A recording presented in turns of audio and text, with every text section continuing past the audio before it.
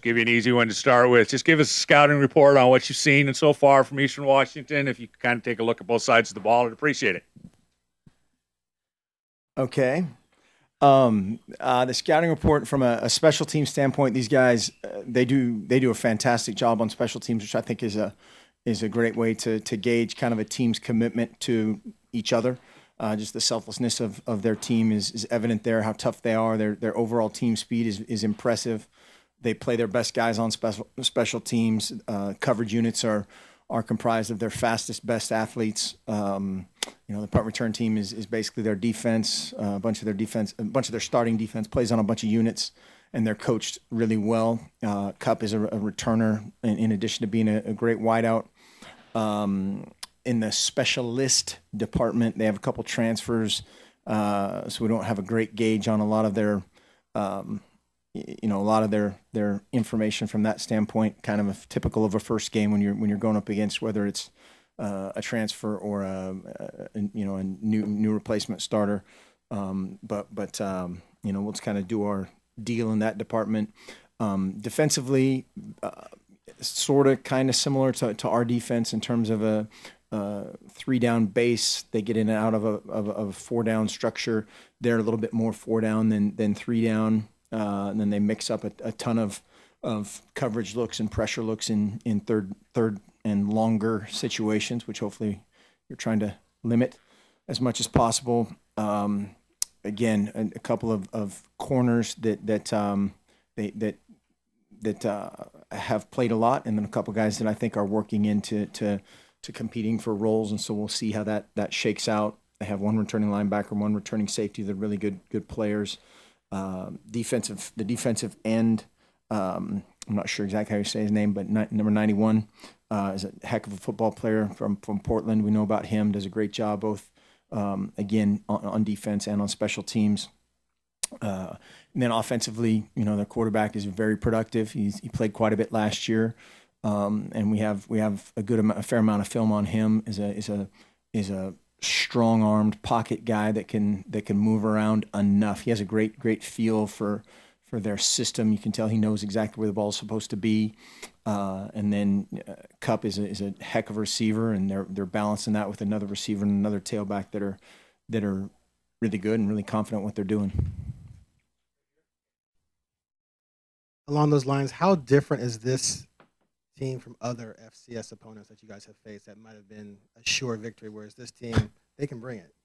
No, I think, They've beaten the Pac-12 team in the last right. Hopefully there's nobody that's ever focused on that part of it, but if they are, then at least that perks them up and wakes them up to, there's evidence that's happened. But they're really good. I mean, they jump out on film of you watch them last year against whoever, Montana, or certainly against the Washington. They can run. Their special team skill, again, it jumps out. Their athleticism of how good they are.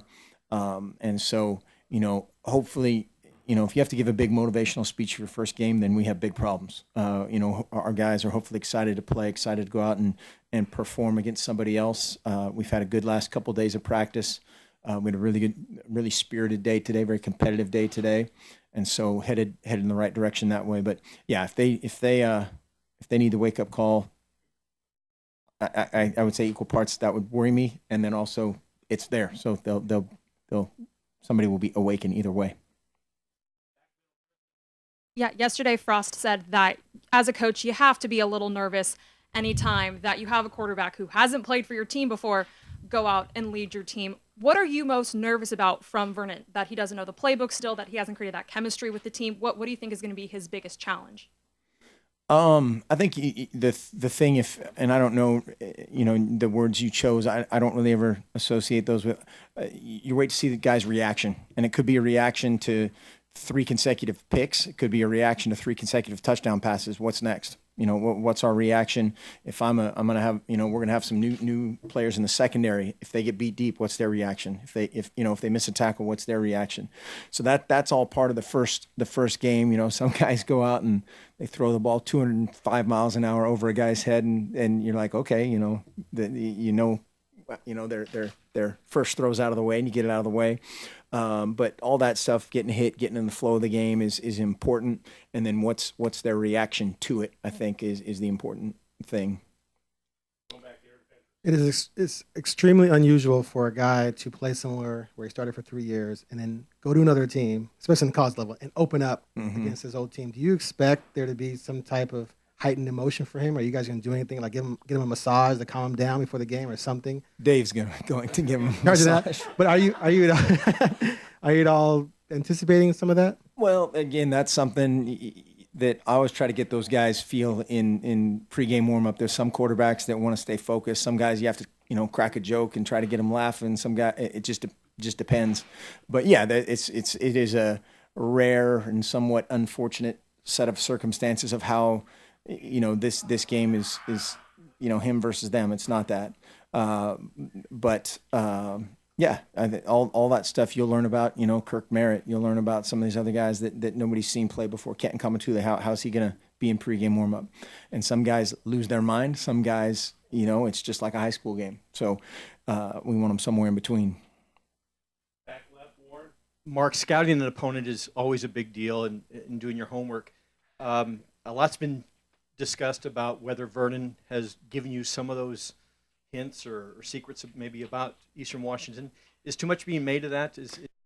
Well, I think too much is being made of that. I think there's, their structure is not going to change. They have a new defensive coordinator who was there previously as a secondary coach, and they've done a great job for a long time, going back to when he was at Central Washington, and they're not going to drastically change. And what they've done on film is what they're going to do, a little bit different. Just like our personnel is a little bit different. They went to some, summit somewhere and talked about zone blitz or coverage. There's going to be changes from year to year, just like there's changes for us from year to year. So a lot of that is overstated, I think. Eastern's receiving core compared to others you've seen in the past? They're really good. A lot of those guys, again, play on special teams and run around. They're physical. The guys that aren't returners with the ball in their hand, they're involved in special teams, which I said I love it when wideouts do that. I love it when our wideouts do that. I don't know of a team. I heard Coach Neal talking the other day that they're similar to Washington State, and there's a couple guys that are taller and physical. And there's a few guys that are smaller, shiftier guys, and so. I don't know. I'm horrible at that of this team's like that team, but how's that for an answer? First game jitters. Back right, AJ. Coach, I'm sorry if I'm retreading something, but why did you decide to just outright name a starter leading into this first game rather than doing the two-headed Hydra or any of the other options that were available to you? The two-headed Hydra? We talked about that. I don't know. There's no right answer for that. Whoever wins and has confidence and plays well, that's the right answer. I think there's some coaches that it's a secret. That's fine. I get that. I think it's hard to maintain secrecy for a long period of time and still just be truly confident in what you're doing.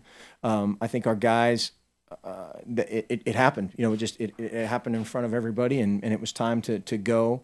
And, our guys have responded really well. Jeff Lockey's in the game plan meeting last night. They're talking through notes and talking through checks, and he's they're helping each other. They're out there after practice working on certain things together. That doesn't happen if it's not right. Doesn't mean you have to like it. Doesn't mean you have to accept it. But as long as, if it's not a good thing, that doesn't happen. And so I think it is totally independent of each team. I don't know the personality of any of these other, offenses, or certainly the principals involved in those decisions enough to comment on any other way other than ours.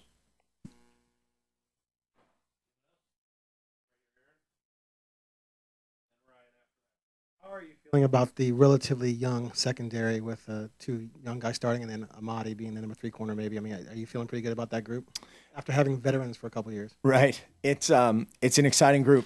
And I said yesterday, talking to somebody else, talking to another group of, it might be exciting for a pick six. It might be exciting for a double move for a touchdown. But there's a lot of young talent that those guys are excited to play. They're playing fast. They're playing physically. They're doing a lot of really good things. They just have to play, and they're going to make mistakes. But we don't focus on the mistakes. We focus on the solutions and the upside. But at playing that position, something bad's going to happen at some point. And again, how you respond to it is really what matters. Mark, Charles obviously excelled on special teams from day one and experimented on defense, but how has he evolved as a wide receiver over the last year? He's phenomenal. The guy is just so talented and so physical. It's still one of those things where Coach Neal is always either in my ear or in his ear of just because he's so good and he's so conscientious, and he would play every down of every game if he had his way and if the coaches had their way. He's a rare guy that's that physical, the skill set not only with the ball as a return guy, as a receiver, as a ball carrier, but without the ball and blocking. It's rare. It is rare. Well, a lot has been made about how much Vernon knows about EWU, certainly Vernon tendencies. So is there any concern about that? And if so, how do you? You do your deal. I think they'll, somebody's going to get in his ear and yell something about his ex-girlfriend or something that might happen, or something that might occur, or a little extra twist here and there. But we just have to focus on us and what we're going to do, and play through any of that kind of stuff.